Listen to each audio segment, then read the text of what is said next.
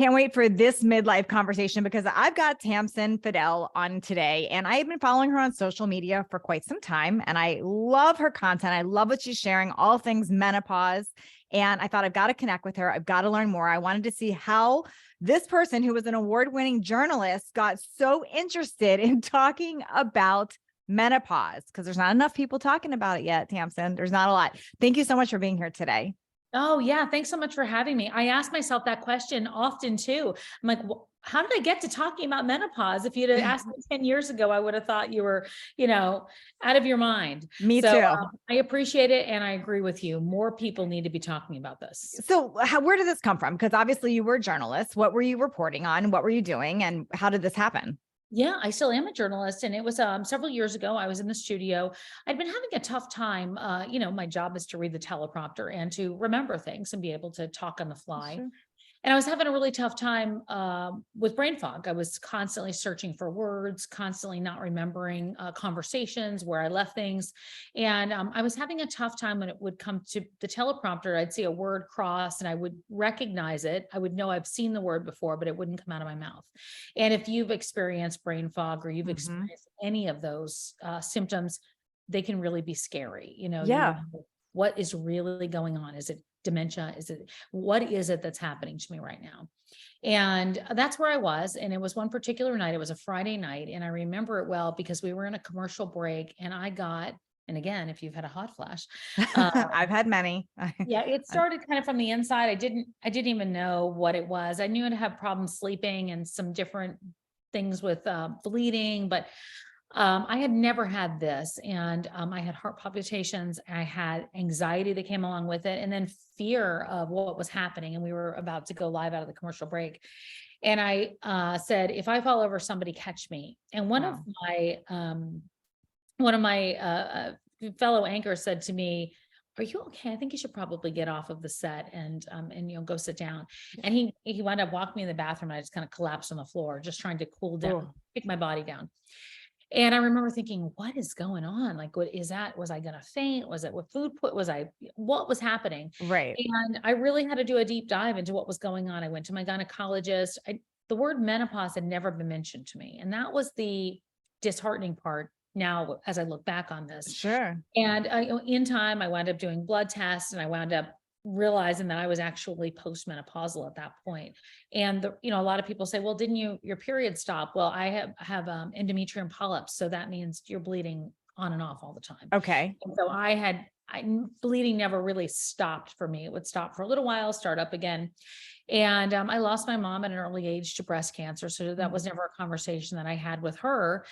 And so, when in the middle of it, I decided, well, I guess the only thing I really know how to do is research and, and ask questions. And that's what I did. And that's really how this all started. It was very, they say like, oh, try to find a problem to solve. And the problem came to me. Yeah. And that's really where it started. I love how that just happened organically from you, because I think there's more and more of us starting to talk about it, but it seemed like such a taboo or such a far down the road topic. And Sure. I feel like women have been dismissed for so long about menopause and what it actually means.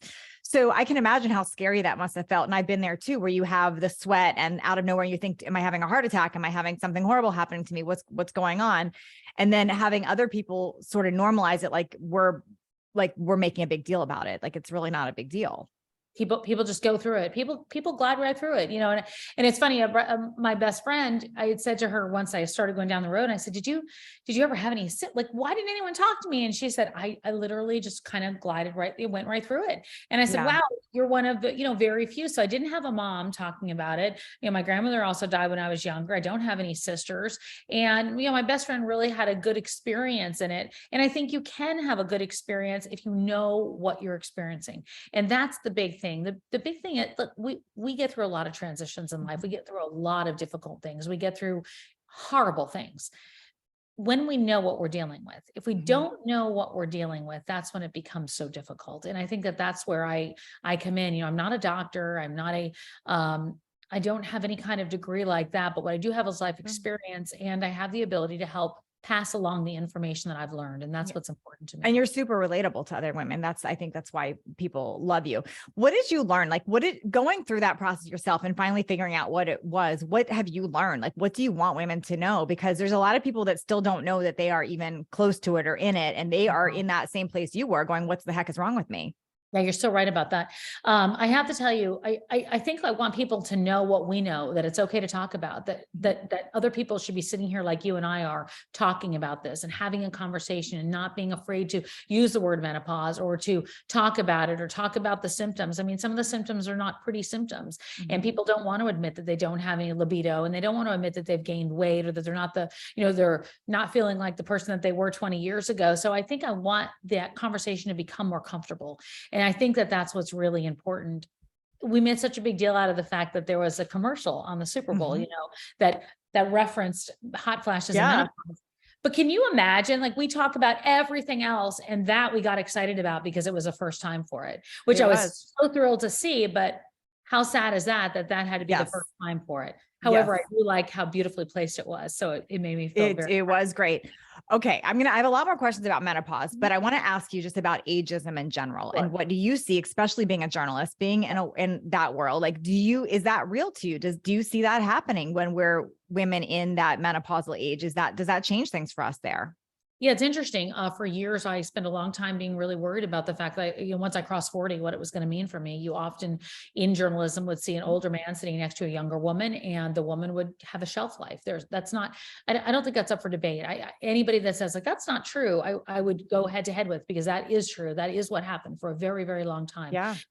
But I have seen a shift over the past decade or so, and I love it. I love the fact that there are women that are on television, that are in the media, that are, heading up big corporations that are this age, and they're just beginning in so many ways. Yeah. So yes, does it exist? Of course it does. Are we seeing a shift? Yes, finally. Do you think, now the other thing that comes up for me is, especially being a journalist, because journalists are typically very attractive and pretty, and that starts changing, or can start changing with age. And then there's this pressure, like, we've got to keep up. We've got to have cosmetic surgery. We've got to have the injections. And then we're judged for that too. What are your thoughts around all that? Because I think there's so much judging around that. Like, we're trying to look a certain way because we're told youth sells, and we got to be, and then we do that and we're told that's wrong. What's your opinion around all that? You can't win, right? In so many ways you can't win. So you go on and say, like, I'm working really hard. I'm working out. I got, I'm trying to keep, looking good. And then people criticize that. Yeah.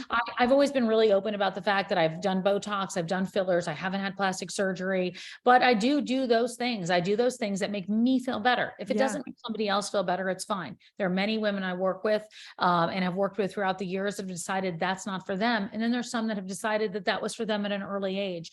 And I have to say, to each his own. Like, I don't know why we're in anybody else's business. What I like to do is I try to share what works for me. So if somebody else wants that information, they feel comfortable receiving it, but it doesn't mean it's going to work for everybody. So good. I think that explains exactly why people like your social media. You do that a lot. You share exactly what works for you. And it's like, this is what works for me, I'm sharing. And if they want to follow it, great. Well, back at you. I see your audience and the community you've built, and I absolutely love it. And I'm excited to be a part of it. So talk to me a little bit about humor in menopause, because I know I love that. I can tell that you do too. I think we've got to sort of laugh at ourselves. What are your... Oh gosh, me too. I just posted one today about brain fog. I don't think that all of it's funny for sure, but I do think that you have to be honest about things. Like, if we can't laugh at things, or if we can't talk about things, that's the most important thing. If we can't talk about things, then what's the point? And I have to be able to talk about that because it feels good for me. And I also think that it lets other people say, hey, me too. I'm dealing with the same thing. Once in a while, I just need somebody to say, hey, I get you. Like, I get what's going on. I get the fact that, like, I don't smell like I used to all the time. Like, sometimes I'm like, what in the world? I don't use the pretty sweet smelling deodorant I use the thing called pit grit to, like, make myself feel better and smell better. I mean, that's the truth. Yeah. And so I feel like we have to be able to laugh about those things, because quite frankly, if not, I'll cry. But I do believe that has made it easier for me to get through. I feel like I've gotten to meet some hilarious people. There are some creators out there that are awesome. Like they're so funny. And I was actually watching one the other night. I think I want to do a video about this, but it was just talking, and I think you did a little bit on this too, talking about all the things that we have to do in life now to like prepare for, I was thinking about getting ready for bed, and Yeah. I was like, okay, I have to oil my body. I have to oil outside. I have to brush my teeth. Obviously, that was all I used to have to do when I was 20 years old. Now I have to put in my mouth guard because I grind because I'm stressed out. What? So now I have like a retainer that I'm putting in. So it's like all these things. It takes me 25 minutes to get to bed. And then, oh gosh, I don't know. Do I feel like doing anything else when I get into bed except just collapsing? Yes. Not really. So I just think that, you have to be okay with all those things, and you have to laugh at it. Right. I mean, Yes. this can't be so serious. And you're being, because there's all the process with the skincare and all the steps. And then there's a whole next level because we start worrying about disease and stuff. So it's like, is my stuff toxic? Is it, there's like, the list Yes. can go on and on and on. Yes, 100% it can. And, you can't worry about everything, but you can just deal with what you can deal with. And I think that that's the most important thing. And I get, I've been telling stories for such a long time that I really enjoy the women that I meet, women like you, women that I meet that are creating content, women that are part of the community that are really open to sharing. Cause I think I learned so much from them too. Yeah. And that's the important part. So what have you learned through menopause, like through going through this process and having these things that are happening to our bodies that are changing? Like, how do you not let that get you down? Because I know that you're talking about it and you're sharing it, but I also know the very real side of what it feels like when that stuff is happening. And I'm curious, like, how do you navigate that? Because what do you do? Like, you're about to be reading the teleprompter, you're on set and you start sweating. Like, how do you talk to yourself through those things? Yeah, I think it's really, you have to have good self-talk. And I want to say it does get me down sometimes. It really does. I'm not, I sit next to a woman who's younger than me, and every once in a while I look over and I'm like, oh, I remember when I was 35 years old. But what does get me excited about that is the fact that I have advice and experience in life. And that makes me feel really good. I really appreciate that. I appreciate that I have some of my own answers now, that I'm not always constantly asking everybody for reassurance. I'm happy that I have some of my own answers. I will say I do this. This is an actual physical thing. But when I'm on the set and I have a drink in front of me right now, it's a tea, but anything cold, I have it right next to me all the time, so I can put my wrist next to it, or it's right down on the table next to me. So if my body starts getting hot, I can cool myself down easily.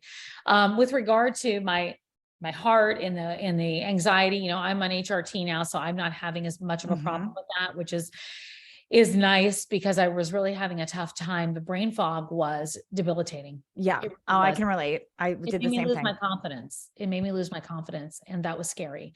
So it was one thing to feel hot and have a hot flash and my heart racing out of control, or not being able to sleep when I came home, but it was another thing to not being able to do my job. And so that was really, really tough. And that really, What do you want women to know? Because I want to ask you this question, and I realize obviously you're not a doctor, either am I, and everyone makes their own personal choices here. But what do you want women to know about making that decision? Because I also am a huge fan of HRT and bioidentical and all of that, and it is life changing for me. Same reasons: brain fog, hot flashes, all of that.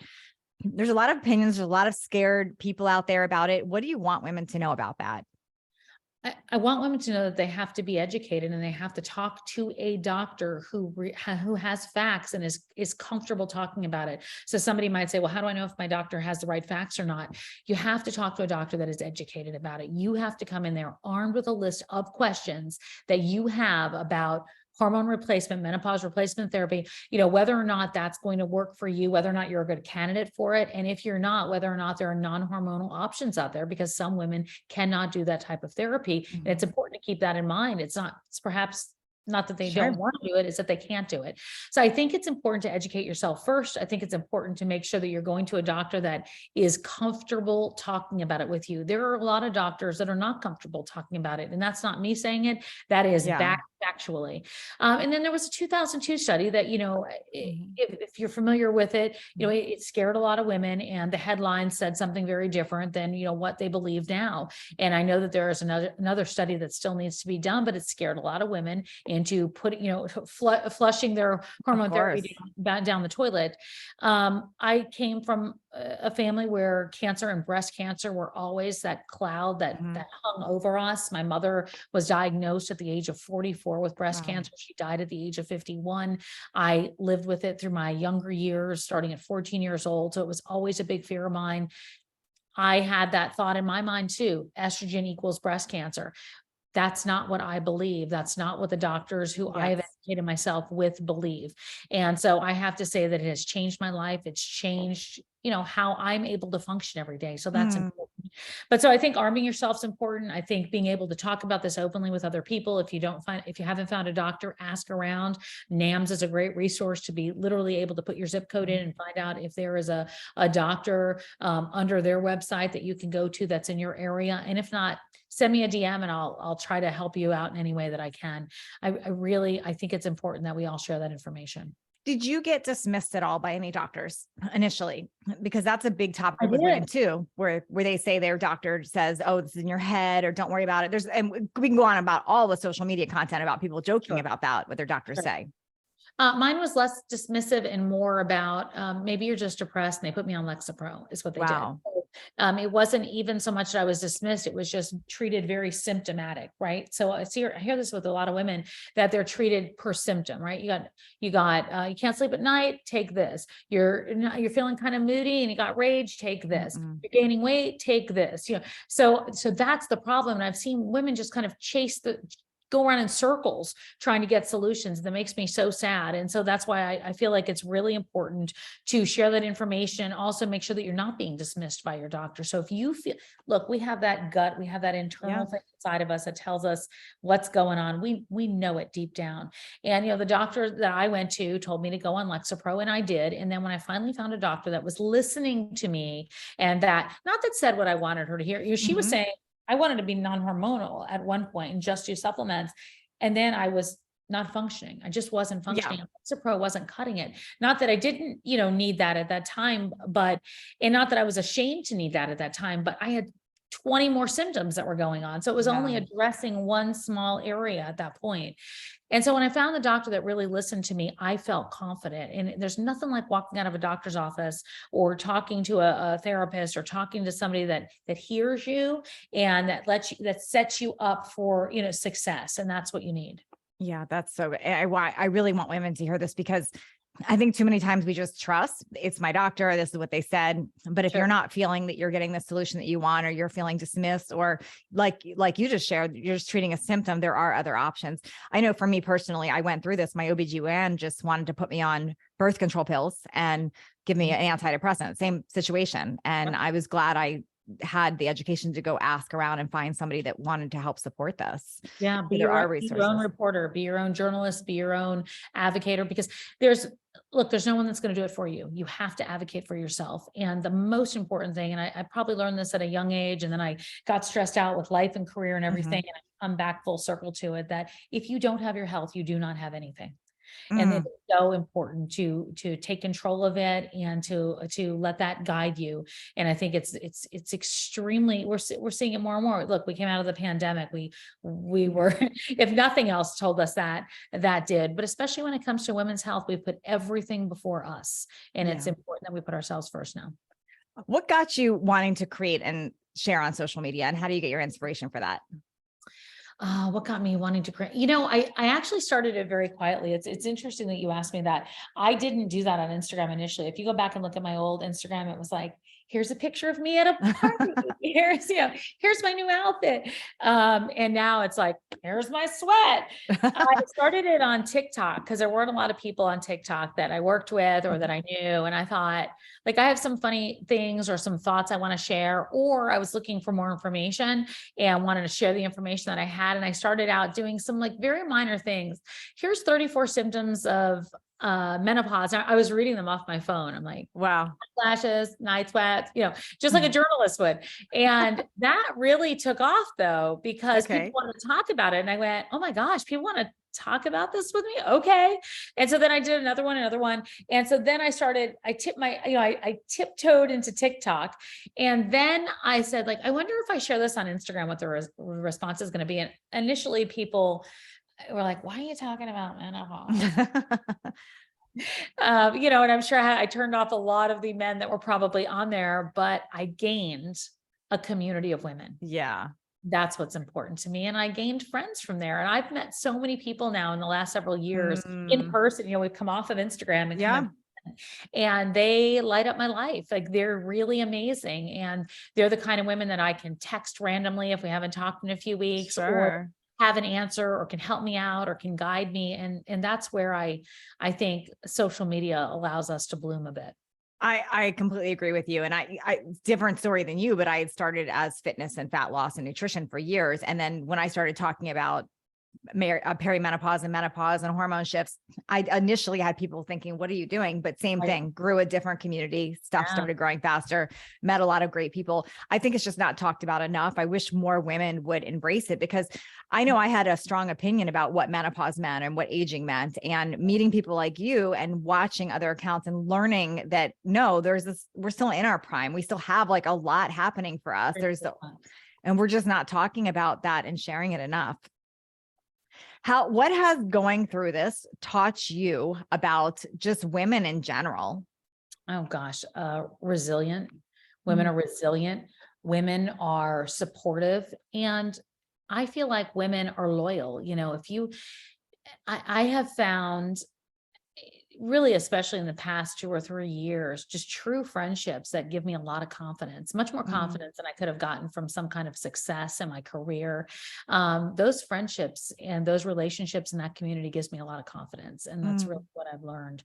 I think, women can tackle whatever they put their mind to, but I do think that they have to feel well first, because we can't do anything debilitated. We can't do anything if we can't think straight. We can't do anything if we can't sleep, if we So don't good. feel right, if we're sluggish, if we don't have the right nutrition, if we don't have the right, if you're doing hormone replacement therapy, or you're doing non-hormonal supplements. I think if we're not well, we cannot function at full capacity. We know that. Yeah. And so that's why I advocate for that. I really do. And I think that my mom's death had a lot to do with it. And now, coming full circle, I just passed the year that she died. She died Mm, one. I just turned 52. Well, December, I turned 52, and it was a big deal for me. It was a really big deal. And yeah. I don't take that lightly. I can so relate to what you just said. I lost my dad at 49 and I'm Um, 51 now, but when I surpassed him, I remember having that exact same thought. yeah. It's just a wild thought there. Okay. I've got maybe a strange question, but I'm so super curious about this, Yeah, because you come from sure. the world of journalism and traditional media, and social media is a whole different animal. And a Mhm. lot of people totally turn their nose up to social media, and it can be conflicting, like where people are getting their information or their news from now. What's your opinion on all of that? I think it's important, first of all, to know what your source is. My whole life has been about sources. Like, I don't say anything that I'm not sourced, on the air, in television. And so I try to hold those same policies true to myself here. I think it's really important, though, to know who you're listening to. You can't listen to everybody that's flying by in your feed, or first of all, you just make yourself feel, it's too much. And, Yeah.